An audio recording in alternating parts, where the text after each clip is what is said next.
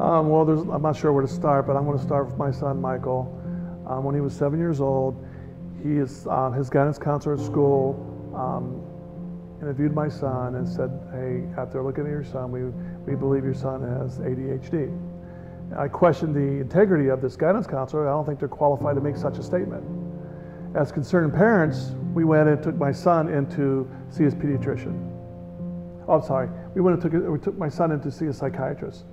The psychiatrist did a diagnostic impression within a half hour, a diagnostic impression of my son, and said he had ADHD. With that information, I took my son in to see his pediatrician. The pediatrician, after a 5-minute consultation, wrote a prescription for Centera. I think it was started off like approximately 30 milligrams of Centera after a 5-minute consultation. I thought that was absolutely insane, but I'm following my doctor's orders, and they recommended it must be right. So that's where we all started, and it slowly progressed worse from there. My son did well in school, but when he forgot a homework assignment or a pencil, what they did was they increased the dosages. They went to 30 milligrams to 40, then eventually to 50. And my son's grades were always good or honor roll, but when the doctors didn't get the desired results, such as he didn't forget any homework assignments or pencils, even though his grades were good, what the doctor decided to do was to change the type of medications. So my son and I had a little agreement. I said, son, I don't think you should take the medication if you think you can get honor roll. He said, Dad, I can get honor roll. He was getting honor roll for 4 quarters in a row. And his mother caught him one day spitting out the medication that she gave him every morning. So she caught him spitting out the medication. This is after he's been on honor roll for 4 months in a row, or 4 quarters in a row. And I knew he was I knew he was off the drugs because I took him in and got a blood test. And the blood test came back perfect. No signs of any medication at all. So my son I knew that he was doing good, making honor roll without medications. That the pediatrician told me 6 months before, my son needed these prescribed medications to do good in school. And I'm thinking, no, he doesn't. And I proved it. I proved that he doesn't need these medications to get good grades in school, Lori. He doesn't need it. That wasn't good enough. That wasn't good enough for the pediatricians or the psychiatrists or the guardian ad litem. They're saying, well, now, you proved that he made honor roll 4 times in a row without the medications. Okay, I proved them. I proved the pediatrician wrong. That's not good enough. I'm still forced to give my son medications. I have the rights as a father on this regard. My son is still forced to get these medications every day by his mother, who, by the way, when she caught him, she opened his mouth, put the drug in his mouth, made him swallow the drug. When my son got to school, he cried. He was calling me from his phone crying. I didn't know what to do. I called my attorney. I called the police. There was not a thing we could do because it was prescribed medications from his pediatrician. At that time, I didn't know where to go. My son was on honor roll. That's what we wanted to do.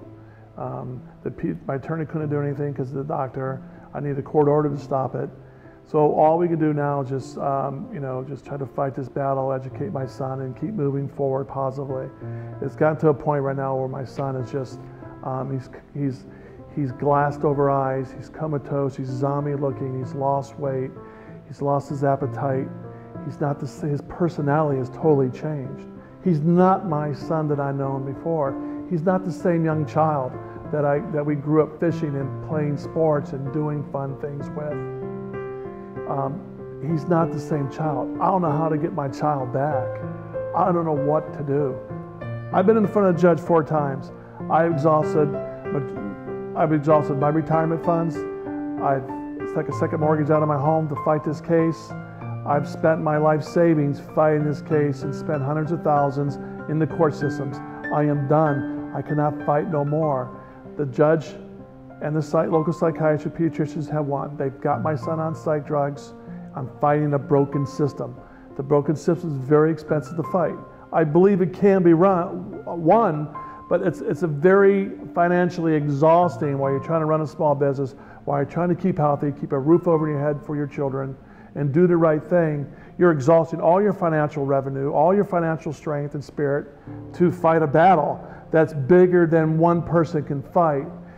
If I cannot save my son from these prescription drugs or this abuse, if I cannot do that, I'm hoping I get the message across to help these other parents out there, Lori, that maybe they can get their children off these prescription drugs. Obviously, my son doesn't need it. I'm not sure how this battle is going to be won, and how far my son's going to be hurt by the side effects and the long-lasting, forced medication upon my son, how it will affect my son in his future. All I know is I may be able to help some parents now. Don't go down that avenue.